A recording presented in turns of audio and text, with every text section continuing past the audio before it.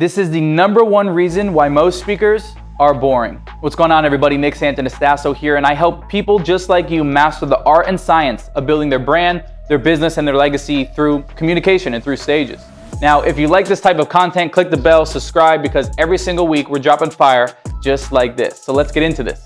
Now, most amateurs don't understand this concept, and it's this one most powerful concept that I want you to note, is that all learning is state-based. You know, neuroscience shows that when you sit there passively in the chair, you retain about 0 to 7% of the information. Now, when you're speaking, I don't know about you, but I didn't come all that way for people to only retain 0 to 7% of the information. I'm not here to waste anybody's time.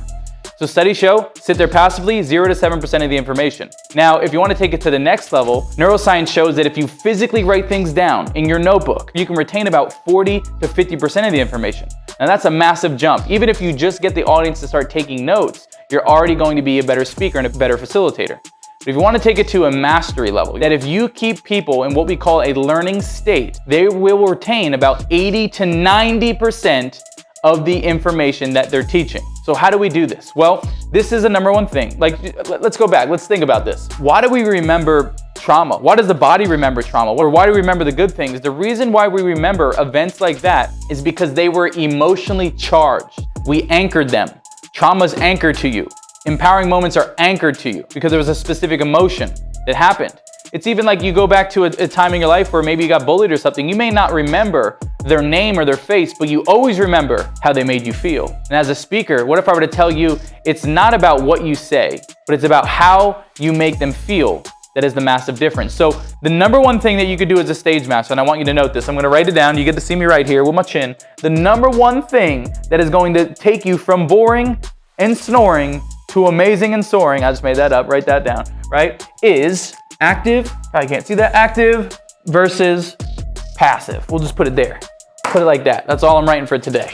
Active versus passive, right? Now, most speakers, they have the audience in a passive state. What do I mean by that? Well, they're just talking at them. They're just sharing information. There's no crowd interaction. There's no nothing. And it's all about I. Passive learning state. That's when people start pulling out their phones, they're texting, they go into the room, they take a meeting. They're not listening to what you say. But an active learning state, if you can get people in an active learning state, it doesn't feel like teaching. It feels like fun. Now you tell me, when you were in the traditional school system, was it fun? Probably not, right? Because there wasn't any back and forth. There wasn't any crowd interaction. It was just, this is the way it is. And so I guess the goal here today is, how do I take the crowd from a passive learning state to an active learning state? I'll give you a few little things that you can have in your tool arsenal, your arsenal, to put people into an active learning state. The first thing that I do is I do some enrolling questions. I always start off my keynote with enrolling questions, or these open-ended questions that relate to the whole entire audience. So for example, I may get on stage, I won't say, hey, I'm Nick, this is what I do. I won't say that right away. Or I won't say, you know, thank you. I don't do any of that. The first thing that I do when I get on stage and I start with a question is, how many of you in here are here because you want to learn how to make more money? Say, that's me. Put my hand up, that's me. And where does the crowd go? They go, that's me, right? How many of you in here not only want to make money, but you want to make a massive legacy, you want to make a massive income in the world? Say, that's me, that's me. Boom, they say it. Now they're interacting, and I say, give yourselves a round of applause for being here. Now the whole place is clapping. What is that doing? What's the psychology behind that? Well, the first is I'm making it about them. You see, oftentimes as speakers, you think it's all about you. It's not about you, it's about the crowd. And so I'm making it about them, but also everybody wants to do what everybody's doing. If nobody's raising their hand, ain't nobody gonna raise their hand. But if a couple people start throwing their hand up, everybody's gonna be like, oh, I must start throwing my hand up. Everybody wants to do what everybody's doing. But what you're also doing is you're getting the whole crowd in rapport, and you're putting them in an active learning state. So you can ask them questions, and then some of the ways that I do it, I say, does this make sense? Say yes. If this makes sense, wave at me, high five your neighbor, whatever it is. All of these crowd interactions, people think this is motivational, rah, fairies and unicorns us. That's not what it is. And I need to tell people this. I say, I'm gonna have you throw your hand up. I'm gonna have you yell out yes. I'm gonna have you say I, whatever it is. Because this is going to allow you to stay in a active learning state so you retain the information. Is it okay if we stay in an active learning state during this session? If that's okay, say yes. You see what I did there? I just have them bought in exactly on why they're doing what they're doing. And so in my keynotes, I tell the audience what I'm doing. I tell them that we're gonna stay in an active learning state, and these are the cues and the calls that I want you to call back on me, not to be motivational rah, but to keep you in an active learning state.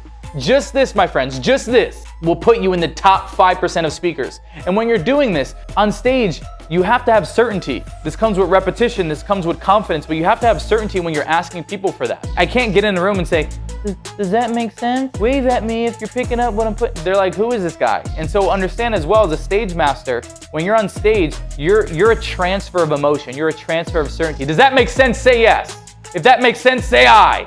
If that makes sense, wave at me. Wave at me if you're picking up what I'm putting down. You feel my certainty? You can even feel it through the camera.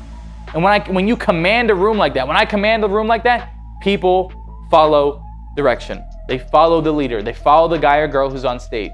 This active learning state versus passive learning state is not only going to allow you to be the top 5% of speakers, but it's going to ensure that every single thing that comes out of your mouth on stage, as long as it's good and it's value, they're going to remember because they're writing it down, they're waving their hand, they're staying active, and no one's snoozing and no one's bored, but they're learning and they're engaged. And when they're learning and engaged, they can't take their eyes off you and they will write every single word that you say because you have them in this specific type of state.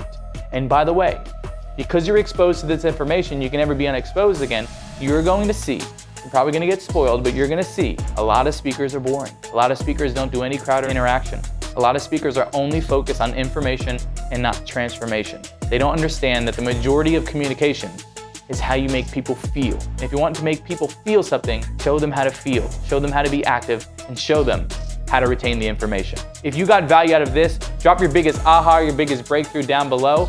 If you like this type of content, click the bell, subscribe, because every single week we're dropping fire on how you, my friend, can master the art and science of building your business, your brand, and your legacy with your words and on stages, whether it's in person or virtual.